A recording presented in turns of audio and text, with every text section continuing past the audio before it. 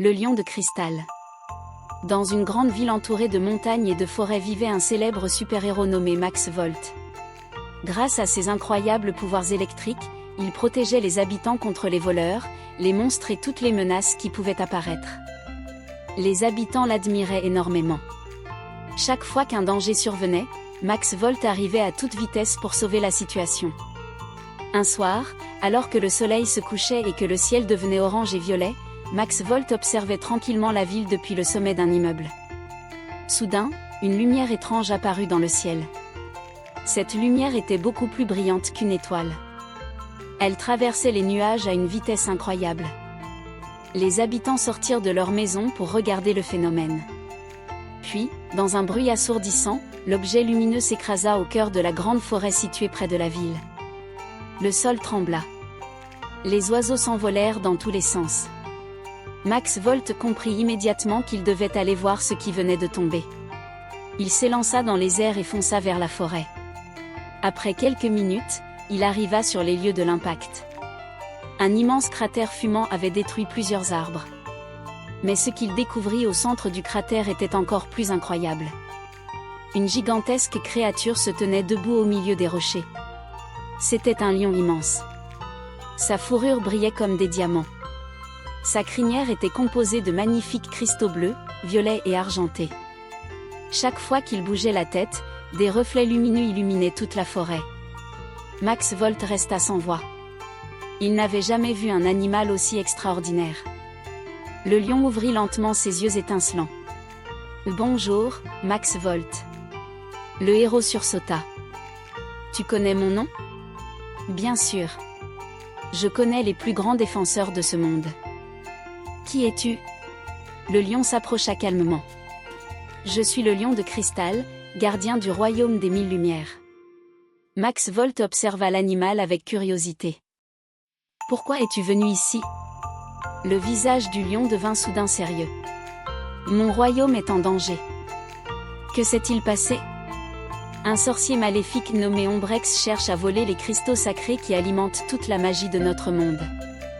Et pourquoi est-il venu sur Terre ? Parce qu'il a découvert qu'un cristal encore plus puissant est caché dans cette forêt. Max Volt comprit que la situation était grave. Si Ombrex mettait la main sur ce cristal, il deviendrait presque invincible. Les deux nouveaux amis décidèrent alors de partir à sa recherche avant le sorcier. Ils s'enfoncèrent dans la forêt. Pendant leur voyage, ils rencontrèrent de nombreux animaux. Un renard argenté leur indiqua un passage secret. Une chouette géante leur montra le chemin vers une ancienne montagne. Même une famille de cerfs magiques vint leur apporter de l'aide. Après plusieurs heures de marche, ils arrivèrent devant une immense grotte. La grotte était recouverte de cristaux lumineux. Au centre brillait le cristal suprême. Sa lumière était si forte qu'elle éclairait toute la montagne. Mais au moment où Max Volt allait s'approcher, une voix terrifiante résonna dans la grotte. Enfin, une épaisse fumée noire apparut. Ombrex venait d'arriver. Le sorcier portait une armure sombre et tenait un bâton magique rempli d'énergie noire. Le cristal est à moi. Il lança immédiatement une puissante attaque. Des éclairs noirs frappèrent les murs de la grotte. Max Volt esquiva rapidement. Le lion de cristal poussa un rugissement si puissant que toute la montagne trembla. Des milliers de cristaux sortirent de sa crinière. Ils formèrent un immense bouclier brillant devant eux. Mais Ombrex continua d'attaquer. Le combat devint de plus en plus intense. La grotte menaçait de s'effondrer. Max Volt comprit alors qu'il devait utiliser toute sa puissance. Il leva les bras vers le ciel. Une gigantesque tempête électrique se forma au-dessus de la montagne. Des éclairs illuminèrent les nuages. Le lion de cristal concentra lui aussi toute son énergie. Sa crinière devint plus brillante que le soleil. Les deux héros unirent leurs pouvoirs. Une énorme vague de lumière et d'électricité traversa la grotte. Ombrex tenta de résister. Mais il était trop faible face à une telle puissance. L'explosion lumineuse l'emporta loin dans le ciel. Le sorcier disparut à l'horizon. Le danger était enfin écarté. Le cristal suprême était sauvé.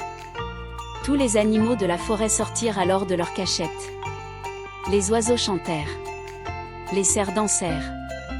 Les renards coururent joyeusement entre les arbres. La forêt tout entière célébrait la victoire. Le lion de cristal regarda Max Volt avec gratitude. « Tu as sauvé mon royaume. »« Et toi, tu as sauvé notre monde », répondit Max Volt. Le lion sourit. Puis il utilisa sa magie pour ouvrir un immense portail lumineux. Avant de partir, il déclara : « Chaque fois que tu auras besoin de moi, regarde les étoiles.